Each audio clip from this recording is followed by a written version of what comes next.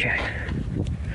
Alright, I'm going to take advantage of the fact that I had to take off my front drive shaft, or at least part of it, to change out the U-joints on the front, because I already did the back. So, that's got a grinding noise to it. I don't like the way that sounds. This one over here doesn't sound as bad. That's smooth. It's not too bad. And the other sides don't seem too bad. But I'm sure if we take this cap off, we're going to find some nasty crap. Ouch. Yep. Nasty crap indeed. Bearings are all rusted out. There's no grease in there. That, my friends, is a bad U-joint. Even though it's only one cap that's messed up, that'll fail eventually. That'll cause the rest of them to fail. So, for my front drive shaft, I have a slip yoke in the front. Or, I don't know what the hell you call these, but it's telescoping. And towards the back, we have a double Cardan joint. So that means that there's two U-joints. Got the one in the front and the one in the back. And this whole assembly just kind of wiggles around and stuff. So in order to get this whole assembly off, you take off these 4 bolts in the back, which are annoying because there's no room to get any tools in there besides like a little box end wrench or something, so it's going to take a little while to take them off. After that, I'll show you guys how to press them out, since in the other video I showed you how to hammer them out. So, it'll be a little different. Alright, so, you're going to shift your transfer case into 4-wheel drive.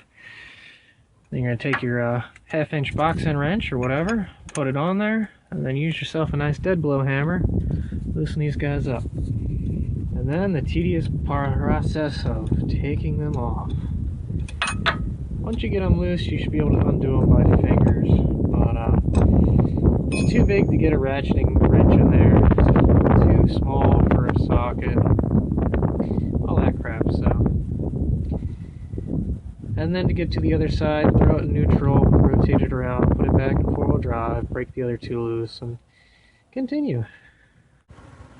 Alright, if you want to do the job correctly, you put a little mark here so that when you split this apart, you put it back together again the way it came apart. These things seem to like to do that, so with the 4 bolts out, and maybe a little whack or something, this thing will split. There she goes. Okay, so now come here. So that's your double Cardan. There you go. So it's a double U-joint thing. It's kind of interesting. Alright, take this into the shop. Alright, so front drive shaft here. This has got 2 different styles. You got your regular yoke with the one single U-joint, or your double Cardan, which is complicated.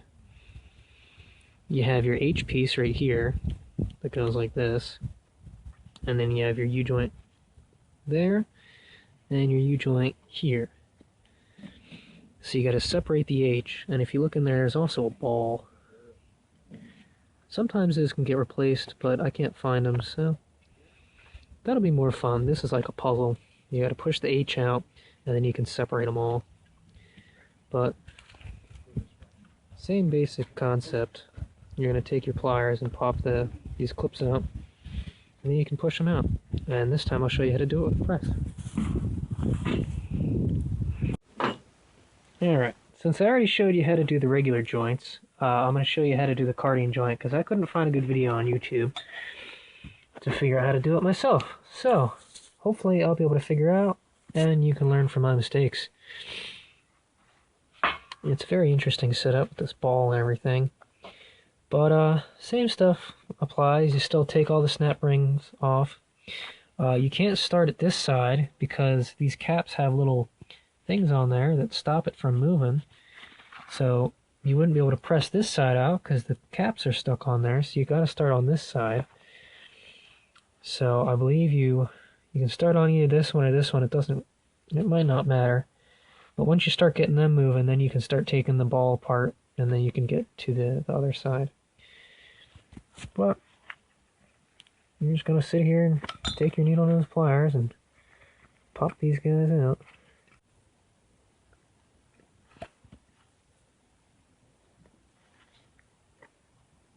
That's how you take them out. So, something interesting I noticed. On this side of the joint, there's two little nubs that stick out of the bearing caps. And instead of having the standard clips that they use, it had C-clips, C-looking clips, instead of those. Just thought that was kind of odd. So, first off, we got a white mark on here so that everything can go back together again the way that it came apart, because that's mildly important for these things. So, you gotta get the H off, and then you can separate everything else.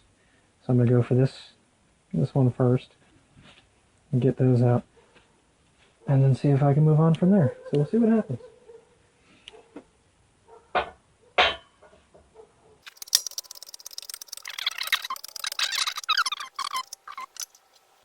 Alright, well, while I have the yoke kind of separate a little bit, I can take advantage of that and take off the bearing caps on the top, because there is a little bit of wiggle room. There we go. So with those two off, now I'll be able to get the top one out. Now the fun part. Okay.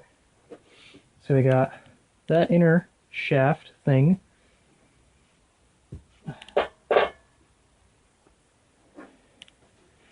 And then we got an inner boot. And I think there's some, oh yeah, wow, that's a lot of shit. Oh yes.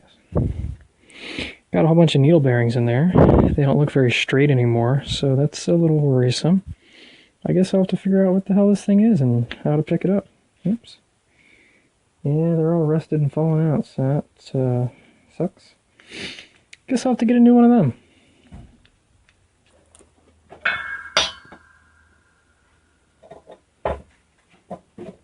That bearing cap's almost all the way out.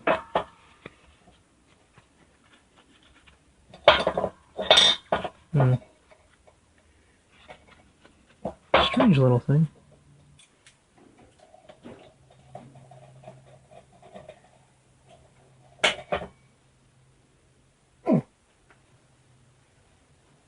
There we go.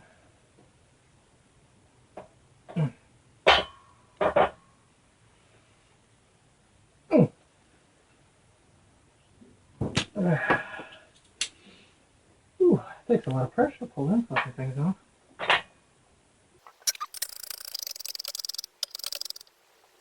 Alright, now with this set right here, pull the U-joint like this. You go down and then out. That's one U-joint. And then the other part of this comes out.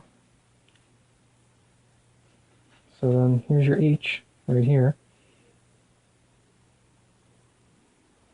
And that is the mark right there that I put. And I'll have to line up later. So, as you can see, it's just a mini yoke, really. You got stuff here, and then on the other side you get this ball. And the other side of that ball goes to this shaft over here. And they just kind of sit on each other and do their thing. Now, last but not least, still got one more yoke to go.